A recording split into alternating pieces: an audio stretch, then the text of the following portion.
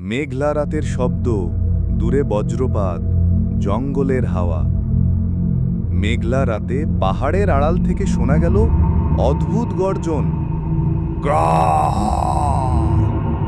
গ্রামের মানুষ দরজা জানালা বন্ধ করছে, ভয়ে কাঁপছে। ডসান আঙ্কেল ফিস ফিস করে বললেন, ওটাই এক চোখওয়ালা দানব, সে শুধু মানুষ খায়। হঠাৎ জঙ্গল ফাটিয়ে বেরিয়ে এলো 4 তলা বাড়ির সমান দানব। কপালের মাঝখানে একটাই চোখ। দানব গ্রামে ঝাঁপিয়ে পড়ল। মানুষ দৌড়াচ্ছে, কেউ লুকাচ্ছে খড়ের গাদায়, কেউ কুয়োর ভেতর। দানবের চোখ অন্ধকারেও সবাইকে খুঁজে পায়। দানব এক যুবককে ধরে মুখে পুড়ে ফেলে।